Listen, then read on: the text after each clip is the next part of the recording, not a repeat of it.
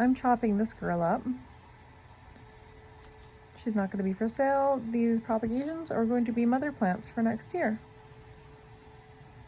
I love the variegation, and she's a bit off kilter. I definitely have ones that look better. She is beautiful, but like I definitely have ones that look better. So she is going to be propagated.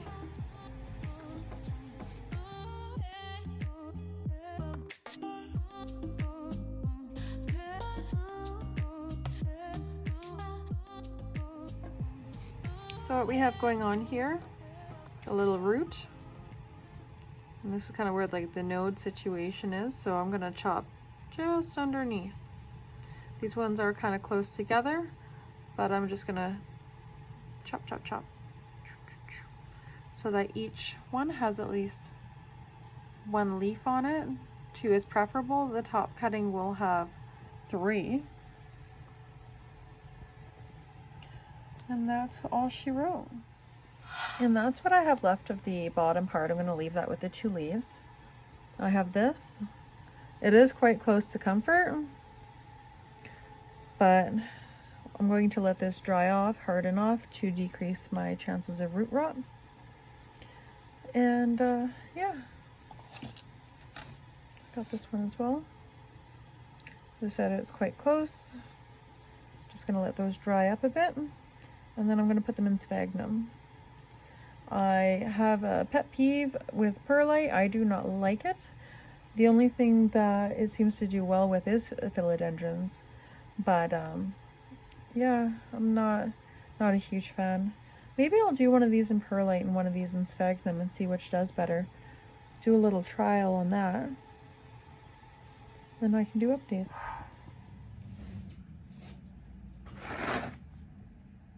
All right, day 2, I'm starting this as like a new project-ish, right?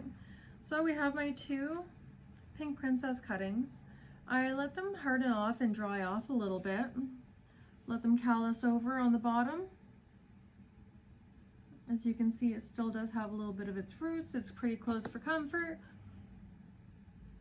though it should be fine.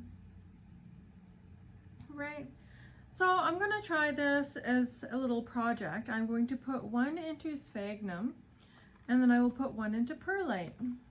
So see, I have some sphagnum here. It does have a tiny bit of perlite in it, but whatever. And then I have just your regular perlite there. So I feel like sphagnum will be better for it. So I'm going to actually put the 1 leaf into sphagnum, and then I'm going to put the double leaf into the perlite, because I feel like sphagnum works better. So I'm going to give the guy that's struggling, I'm going to put him into here. Well, he's not struggling, he's just a single leaf rather than a double leaf. It is Saturday. I usually don't work today, but you know, sometimes you just get in the mood to come and get some things done at the store. So today I was working on some propagations for my epipremnums and some Hoyas. All right. That is actually kind of really cute. Oh my gosh. Oh my gosh. Ah, look how adorable that is. Okay. He's just gonna sit there. Hey, buddy. I'm super, like, I'm gonna start using these cups. They're just some, like, dollar store cups.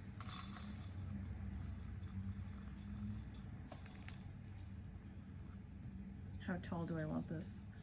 Not too tall. Oh my goodness, there's so much perlite dust. Okay, I'm gonna have to do it deeper to hold him in there, because he's top heavy.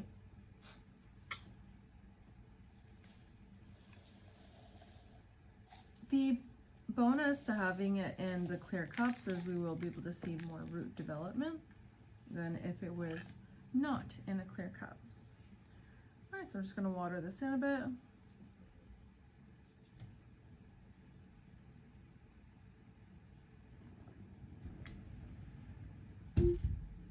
That's what she grows. If you need assistance, just ask. Okay. So the wind just opened the door a little bit. My automated system welcomes our guests. Alright, so one thing I've learned when you're doing this is obviously you don't want a lot of water sitting in the bottom. The perlite will actually absorb and hold on to a lot of the water itself.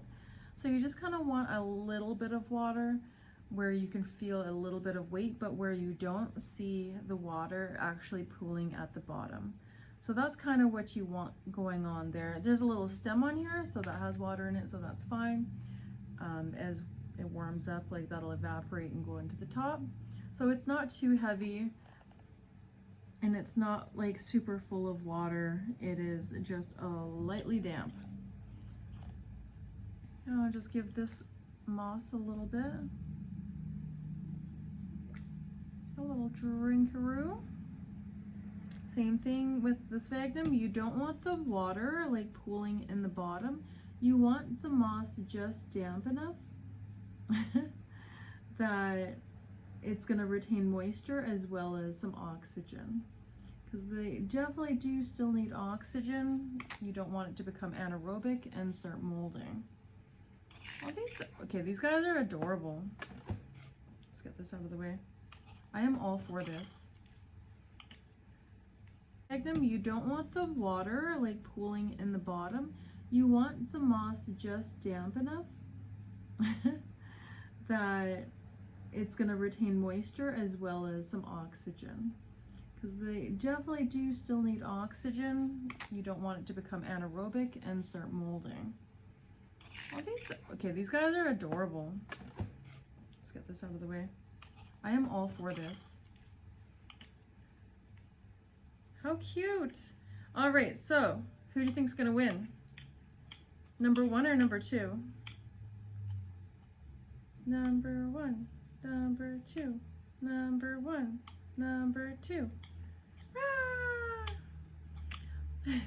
These are both going to go into my grow tent. The grow tent sits at about 23 to 25 degrees Celsius and roughly 80% humidity. So that should give them a little boost. So yeah, I'm curious, like who do you think is going to win? We'll do updates in the future. If you're seeing this later, at a later date, just remind me, set a comment that you want to see some updates on the root development. Well, I can't speak, I'm too excited. On the root development of these plants, and I will absolutely oblige, depending on how busy I am. Woo! Woo! Punk princess. Okay, bye. Thank you all once again for joining me on another episode of That's What She Grows. And I hope you all have a wonderful and safe summer. Don't mind the background noise. I'm downtown. Bye, guys.